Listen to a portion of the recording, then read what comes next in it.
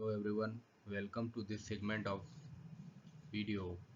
और आज के वीडियो लेक्चर में हम बात करेंगे कॉन्टेक्स्ट शिफ्ट और स्यूडो कॉन्टेक्स्ट शिफ्ट के ऊपर। कॉन्टेक्स्ट शिफ्ट और स्यूडो कॉन्टेक्स्ट शिफ्ट एनएमआर से रिलेटेड है। एनएमआर की केमिकल शिफ्ट से रिलेटेड है। केमिकल शिफ्ट क्या होती है, इसका वीडियो लिंक हमने डिस्क्रिप्शन बॉक्स में डाल रखा है, उसको देख के आप केमिकल शिफ्ट समझ सकते हैं। आपको इस वीडियो में दो चीज़ें समझने की ज़रूरत पड़ेगी, एक तो केमिकल शिफ्ट और दूसरा कपलिंग, जिसको जे कपलिंग बोलते हैं। तो ये दो चीज़ें अगर आप को पहले से पता है तो आप कॉन्टेक्स्ट शिफ्ट और स्यूडो कॉन्टेक्स्ट शिफ्ट आसानी से बता सकते हैं। तो आइए शुरू करते हैं। तो केमिकल शिफ्ट जो है इसके तीन टाइप्स हैं, कॉन्टेक्स्ट शिफ्ट, रेसिडुअल शिफ्ट और pseudo context shift.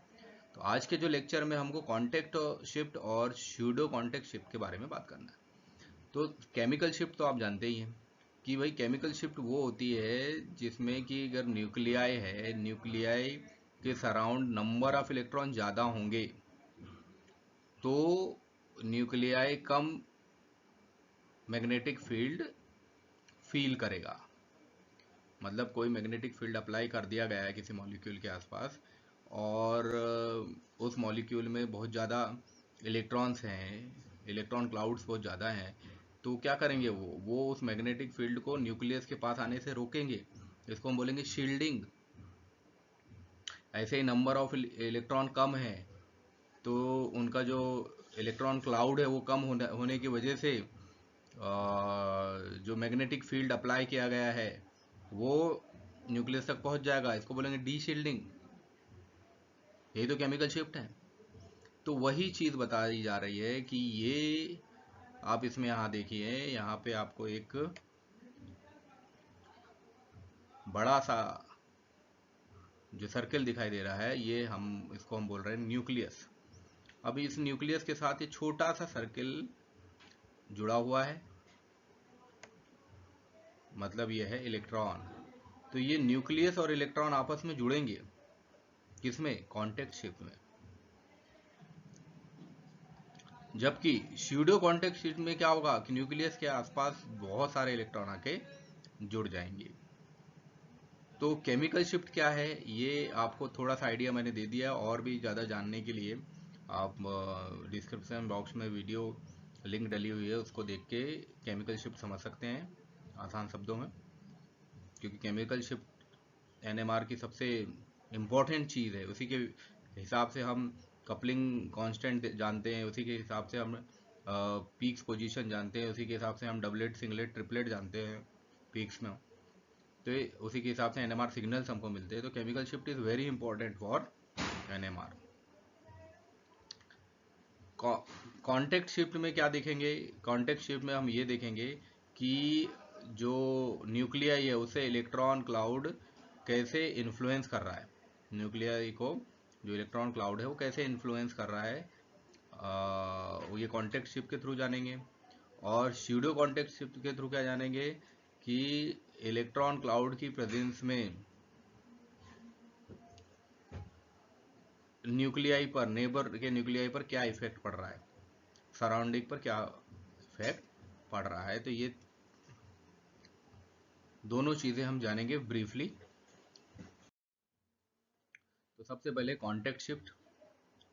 Contact shift क्या होती है? कॉन्टेक्ट शिफ्ट जो होती है ये स्पिन पोलराइजेशन की वजह से होती है। यानी स्पिन पोलराइजेशन का मतलब इलेक्ट्रॉन जो है वो स्पिन करेगा, और जब स्पिन करेगा तो पोलराइज कुछ जो इलेक्ट्रॉन है स्पिन करने के कारण न्यूक्लियस में जो है यानी किसी मॉलिक्यूल में एक पोलराइजेशन आ जाएगा। मॉलिक्यूल के जो ऑर्बिटल्स हैं वो पोलराइज्ड हो जाएंगे, जिस वजह से कॉन्टेक्ट शिफ्ट जनरेट होगी। तो कॉन्टेक्ट शिफ्ट जो है ओरिजिनली कपलिंग के बीच में जनरेट होती है। कब? इलेक्ट्रॉन और न्यूक्लियस के बीच में जब कपलिंग होगी तब कॉन्टेक्ट शिफ्ट जनरेट होगी।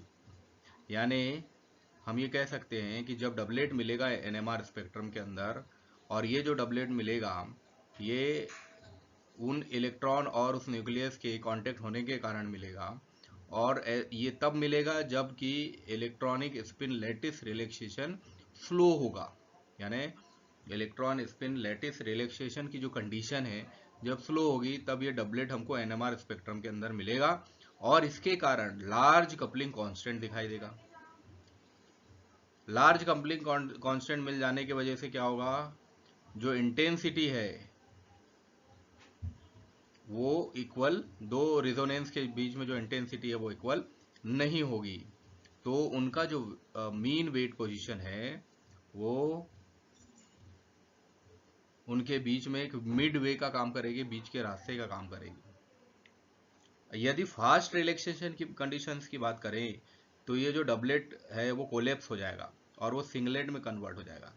मतलब ये जो डबलेट है ये तभी दिखाई देगा जब slow electronic spin lattice relaxation हो।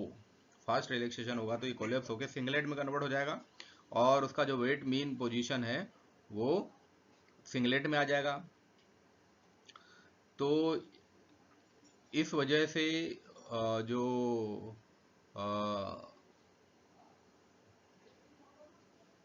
कई हजार हर्ट्ज जो है वो पोजीशन, उतनी दूर वो पोजीशन हमको डबलेट की सिंगलेट की दिखाई देगी। किसकी वजह से, फास्ट रिलैक्सेशन की वजह से जो पीक पोजीशन है सिंगलेट की वो कई हजार हर्ट्ज दूर दिखाई देगी। तो कांटेक्ट शिफ्ट जो होती है वो अनपेयर्ड स्पिन डेंसिटी को मेजर करने के काम आती है। कहाँ पे, रेजोनेटिंग न्यूक्लियस पे, यानी जब रेजोनेटिंग न्यूक्लियस के पास कोई अनपेयर्ड स्पिन है, अनपेयर्ड स्पिन इलेक्ट्रॉन्स हैं, तो उनकी जो डेंसिटी है वो पता करने में कांटेक्ट शिफ्ट, क्योंकि वही अनपेयर्ड इलेक्ट्रॉन जो रहेंगे वो न्यूक्लियस के पास आएंगे, पेयर्ड इलेक्ट्रॉन नहीं आएंगे, अनपेयर्ड इलेक्ट्रॉन ही न्यूक्लियस के पास आएंगे, कांटेक्ट करेंगे न्यूक्लियस से।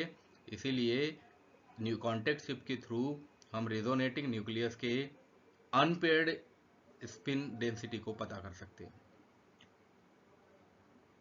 इसके अलावा हम स्पिन डिस्ट्रीब्यूशन, रेडियल स्पीसीज का स्पिन डिस्ट्रीब्यूशन भी स्टडी कर सकते हैं, या ऑर्गेनोमेटेलिक कंपाउंड में लिगेंड्स की स्टडी कर सकते हैं कांटेक्ट शिफ्ट की वजह से। चलिए अब बात करते हैं स्यूडो कांटेक्ट शिफ्ट की। तो हम जान रहे हैं कि यहाँ पे न्यूक्लियाई और इलेक्ट्रॉन इंटरेक्ट कर रहे हैं, तो न्यूक्लियाई और इलेक्ट्रॉन के बीच में डायपोलर इंटरेक्शन है। जब डायपोलर इंटरेक्शन होता है तो उनके बीच में कुछ स्पेस भी होता है। ये जो स्पेस होता है ये मैग्नेटिक मूवमेंट इलेक्ट्रॉन के और रिजोनेट यानी घूमते हुए न्यूक्लियाई के बीच में ये इंटरेक्शन दिखाई देगा। तो ये इंटरेक्शन जो है वो दो चीज़ों की वजह से हो रहा है, एक तो मैग्नेटिक मूवमेंट किसके, इलेक्ट्रॉन का, और दूसरा न्यूक्लियाई का रिजोनेंस, इन दोनों के बीच में, यानी घूमते हुए न्यूक्लियाई और इलेक्ट्रॉन के मैग्नेटिक मूवमेंट के बीच में, जिस वजह से डायपोलर शिफ्ट मिल जाती है। दो पोल्स बन गए, इलेक्ट्रॉन नेगेटिव, न्यूक्लियस पॉजिटिव, दो पोल्स बन गए, इस वजह से क्या बन गया, डायपोलर शिफ्ट बन गई। और ये जो है इस डायपोलर शिफ्ट को ही हम स्यूडो कांटेक्ट शिफ्ट कहते हैं। ये जो डायपोलर शिफ्ट बन गई इसको हम बोलते हैं स्यूडो कांटेक्ट शिफ्ट। तो यहाँ पर कोई एक इलेक्ट्रॉन नहीं रहेगा, बहुत सारे इलेक्ट्रॉन्स हो सकते हैं। डायपोलर शिफ्ट जब बनेगी तो बहुत सारे इलेक्ट्रॉन हो जाएंगे। तो ये जो केमिकल शिफ्ट है डायपोलर कपलिंग के कारण जनरेट होती है, और ये मैग्नेटिक मूवमेंट, इलेक्ट्रॉन के मैग्नेटिक मूवमेंट और न्यूक्लियाई के स्पिन की वजह से ये जनरेट होती है। तो यहाँ पे अनपेयर्ड इलेक्ट्रॉन और न्यूक्लियस का जो मैग्नेटिक मूवमेंट है वो क्या कर रहे हैं, वो डायपोल मूवमेंट जनरेट कर रहे हैं, डायपोल कपलिंग जनरेट कर रहे हैं। तब इसको हम बोल रहे हैं स्यूडो कांटेक्ट शिफ्ट। तो ये जो सिचुएशन है जे कपलिंग के केस के जैसा ही दिखाई देता है, जहां पे कि हम ये एक्सपेक्ट करते हैं कि जो एनएमआर की पीक है वो स्प्लिट होगी दो भागों में कपलिंग की वजह से, और उसका रीजन कौन रहेगा? उसका रीजन रहेगा अनपेयर्ड इलेक्ट्रॉन का मैग्नेटिक मूवमेंट। यानी अनपेयर्ड इलेक्ट्रॉन के मैग्नेटिक मूवमेंट की वजह से एनएमआर की जो पीक है वो दो भागों में स्प्लिट हो जाती है, इसलिए इसको हम जे कपलिंग कहते हैं। तो ये जो स्यूडो कॉन्टेक्ट शिफ्ट है ये जे कपलिंग की वजह से जनरेट होती है। तो स्यूडो कॉन्टेक्ट शिफ्ट में जो इंपॉर्टेंट टर्म है वो क्या है? Dipolar coupling. डाइपोलर कपलिंग कब आएगी? जब न्यूक्लियस का मैग्नेटिक मोमेंट और अनपेयर्ड इलेक्ट्रॉन का मैग्नेटिक मोमेंट के बीच में कपलिंग होगी, तब जाके डाइपोलर कपलिंग दिखाई देगी। तो लेंथेनाइड कॉम्प्लेक्स जो होंगे, इसका एग्जांपल लेंथेनाइड कॉम्प्लेक्सेस में बहुत अच्छे से दिखाई देगा। तो लेंथेनाइड कॉम्प्लेक्स जो होंगे ये शिफ्ट दिखाई देते हैं। सबसे पहले इनमें जो शिफ्ट दिखाई देती है वो स्यूडो कॉन्टेक्ट मैकेनिज्म के थ्रू ही दिखाई देती है। तो इनके बीच में जो डिस्टेंस है, प्रिंसिपल फैक्टर जो है डिस्टेंस का मेटल आयन और प्रोटॉन के बीच में, वो किसके वजह से? वो डिस्टेंस डाइपोलर कपलिंग की वजह से वो डिस्टेंस है। जितना कम डिस्टेंस होगा शिफ्ट उतनी ज्यादा दिखाई देगी। डिस्टेंस इलेक्ट्रॉन यानी मेटल आयन और प्रोटॉन के बीच में यानी न्यूक्लियस के बीच में जितना कम डिस्टेंस होगा शिफ्ट उतनी बेहतर दिखेगी, उतनी बड़ी दिखेगी। जबकि शिफ्ट का जो डायरेक्शन है वो लेंथेनाइड कॉम्प्लेक्स के ऊपर डिपेंड कर रहा है कि शिफ्ट का डायरेक्शन किधर होगा, अपवर्ड होगा, डाउनवर्ड होगा, किधर होगा। तो ये सारा कुछ डिपेंड कर रहा है लेंथेनाइड कॉम्प्लेक्स के ऊपर। तो ये रहा हमारा pseudo chemical shift. I hope कि आपको समझ में आया होगा। Thank you very much for watching this.